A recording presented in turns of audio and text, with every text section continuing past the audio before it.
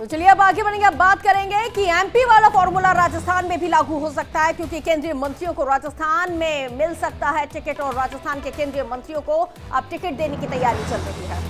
तो केंद्रीय मंत्रियों को और सांसदों को भी यहां पर विधानसभा उम्मीदवार बनाया जा सकता है, विधानसभा चुनाव में उतारा जा सकता है। तो अर्जुन मेघवाल, कैलाश चौधरी को यह टिकट मिल सकता है। ये नाम अभी सामने आ रहे हैं, अर्जुन मेघवाल और कैलाश चौधरी, इनको टिकट मिल सकता है। गजेंद्र सिंह शेखावत और भूपेंद्र यादव भी उम्मीदवार बनाए जा सकते हैं। तो इन दिग्गज चेहरों को, इन सांसदों को, केंद्रीय मंत्रियों को चुनावी घमासान में, विधानसभा चुनाव में राजस्थान में उतारा जा सकता है। जिस तरीके से मध्य प्रदेश में हुआ, वैसा ही कोई फॉर्मूला राजस्थान में भी बीजेपी ला सकती है।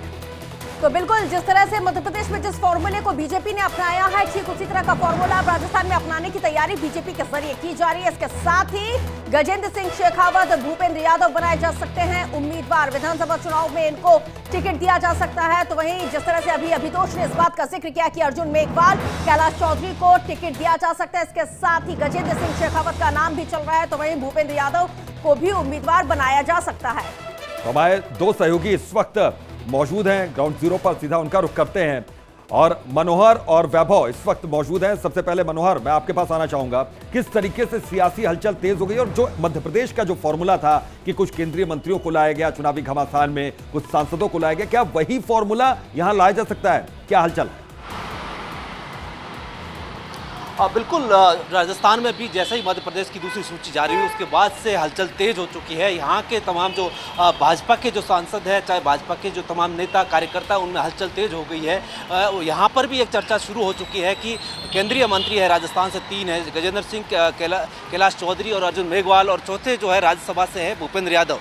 तो उनमें से 3 जो है जो लोकसभा के हैं, उनमें से किसी को भी जो चुनाव लड़वाया जा सकता है। बात करें कैलाश चौधरी की, उनका नाम चल रहा है कि बाड़मेर की सीट और पचपदरा की सीट, हालांकि वो बायतू सीट से 2013 में विधानसभा चुनाव हार चुके हैं। इसके अलावा गजेंद्र सिंह का नाम चल रहा है 2 जगह, शेरगढ़ और लोहावट सीट से, और पोखरण के लिए भी उनका नाम चल रहा है, लेकिन पोखरण के लिए अभी तक वो सुरक्षित नहीं मान रहे, क्योंकि जिस तरीके से उनके सामने चुनौती है जो अलग तरीके की वो। और तीसरा जो नाम है अर्जुन मेघवाल, बीकानेर की कोई भी सीट है उनके लिए सुरक्षित हो सकती है और उनको वहाँ से चुनाव लड़ाया जा सकता है। ऐसी जो अब चर्चाएं हैं शुरू हो चुकी है। इनके अलावा यहाँ मंत्री ही नहीं, सांसद जो कई है, बालकनाथ सांसद जो अलवर से है, उनको बेरोड से चुनाव लड़ाया जा सकता है। इस प्रकार से कई सांसद, देवजी पटेल है जालौर से सांसद है, उनको सांचौर या भीलमार से चुनाव लड़ाया जा सकता है। इस प्रकार से कई तरीके से जो सांसद हैं उनकी चर्चाएं वह भी शुरू हो चुकी है। और केंद्रीय मंत्रियों की तो अब जाहिर तौर पर चर्चा और तेज हो चुकी है, चूंकि मध्य प्रदेश में जिस तरीके से फॉर्मूला लागू किया गया, 3 मंत्रियों को वहाँ पर विधानसभा टिकट दिया गया है, इस वजह से राजस्थान में भी अब बीजेपी में ये हलचल तेज हो चुकी है और चर्चाएं जोरों पर है। तो अब देखने वाली बात यह है कि बीजेपी की जो अगली बैठक होगी पार्लियामेंट्री बोर्ड की, उस बैठक में किस तरीके से राजस्थान को लेकर के चर्चा होती है और उसमें क्या इन तीनों मंत्रियों के नाम शामिल होते हैं, कितने सांसदों को टिकट मिल पाती है, किन नामों पर सहमति बनती है और किन किन को पार्टी आगे कर सकती है, इस पे भी अब लगातार नजर रहेगी। वैभव का भी रुख कर लेते हैं। वैभव, मध्य प्रदेश में हम देख रहे हैं कि किस तरह से एक नए फॉर्मूले को यहाँ पे बीजेपी ने अपनाया है, उसी फॉर्मूले को अब राजस्थान में भी अपनाने की तैयारी बीजेपी के जरिए की जा रही है।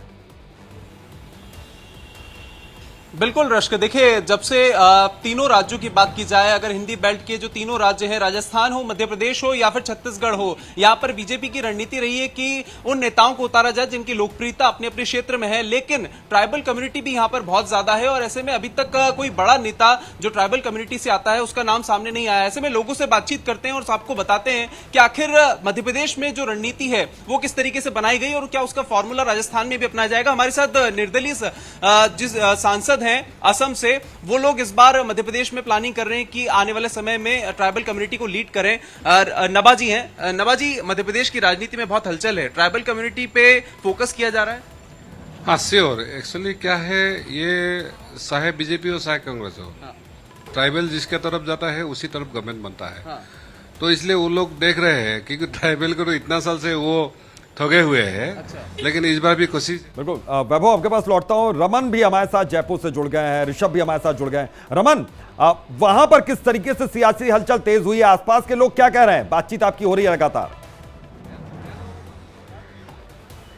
जी हाँ, बिल्कुल। देखिए, जयपुर में की बात करेंगे तो कल राजस्थान में परिवर्तन यात्रा का समापन हुआ है और उसके बाद आज मैं भारतीय जनता पार्टी पहुंचा के ऑफिस में पहुंचा तो यहाँ पर आप गहमा गहमी देख सकते हैं कि किस तरीके से लोगों का जमावड़ा यहाँ पर मौजूद है। और सीधे तौर पर आप जिस तरीके से टिकट बंटवारे का काम शुरू होगा तो एक सीट पर 100 दावेदार जो हैं यहाँ पर बताए जा रहे हैं। और जिस तरीके से जो राजस्थान के प्रभारी हैं प्रहलाद जोशी, आज वो आए थे, सभी सह प्रभारियों के साथ उन्होंने मुलाकात की है और उसके बाद लगातार ये मीटिंग का दौर चल रहा है। लेकिन केंद्र नेतृत्व जो है वो कहीं ना कहीं दूसरे ही मूड में नजर आ रहा है। जिस तरीके से सांसद और मंत्रियों को टिकट बांटा जा रहा है वो कहीं ना कहीं यहाँ पर लोगों से पूछ लेते हैं। ये बताइए सर, जिस तरीके से मध्य प्रदेश की तर्ज पर अब राजस्थान में भी तैयारी की जा रही है कि जो केंद्र में मंत्री या फिर सांसद हैं उनको यहाँ से विधानसभा से उतारा जाए, तो ये लगता है कि ये जो फ्रूटफुल रहेगा? हमारे केंद्रीय नेतृत्व है, इसका हम आज नहीं कह सकते हैं। देखो, हमारे अलग अलग प्रदेश के नेता और केंद्रीय नेताओं की बैठकें हो रही है और ये नेतृत्व, केंद्रीय नेतृत्व तय करेगा किस सीट पे किसको उतारा जाए। जो उनको काबिलियत लगे, जो जीते हुए हैं उनको जरूर टिकट दिया जाएगा। जैसे मैं भी मेरी विधानसभा क्षेत्र फलौदी से दावेदारी कर रहा हूँ और अलग अलग सब नेताओं से मिले, हमारे प्रदेश अध्यक्ष जी मिले, प्रहलाद जोशी जी प्रभारी। लेकिन अगर लोकल नेताओं को बाइकआउट कर सीधे केंद्र से अगर जो मंत्री हैं या सांसद हैं उनको अगर टिकट दिया जाएगा तो आपको लगता है ये फायदेमंद है? कहीं ना कहीं पार्टी। ठीक है, लौटेंगे आपके पास। ऋषभ का भी एक बार रुख कर लेते हैं ऋषभ, क्योंकि हम देख रहे हैं कि जिस तरह से अब मध्य प्रदेश वाला फॉर्मूला यहाँ पे राजस्थान में भी अपनाने की तैयारी की जा रही है। मध्य प्रदेश में तो लंबे वक्त से, क्योंकि बीजेपी राज करती आ रही है, सत्ता में है और एंटी इनकम्बेंसी और तमाम ऐसे सवाल हैं जो लगातार खड़े हो रहे हैं, जिसकी वजह से केंद्रीय नेतृत्व ने केंद्रीय मंत्रियों पर भरोसा व्यक्त किया है। लेकिन राजस्थान की जो प्रोनोलॉजी है वो बिल्कुल डिफरेंट है। वहां पे तो विपक्ष में ही बीजेपी, आखिर ऐसी क्या वजह है कि केंद्रीय नेतृत्व तमाम केंद्रीय नेताओं पर ही ज्यादा भरोसा जता रहा है?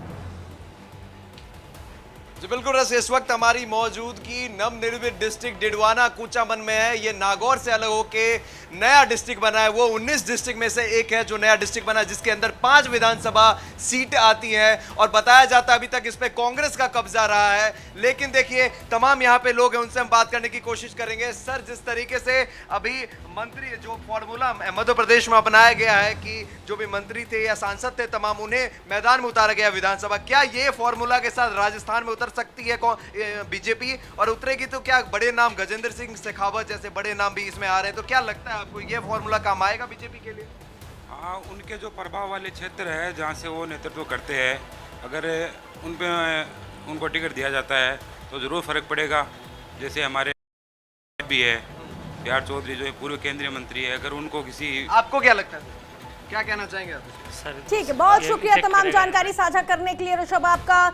इसके साथ ही रमन, आपका भी बहुत शुक्रिया, हमारे साथ आप जुड़े, मनोहर जुड़े हुए थे, आपका भी शुक्रिया, वैभव आपका भी बहुत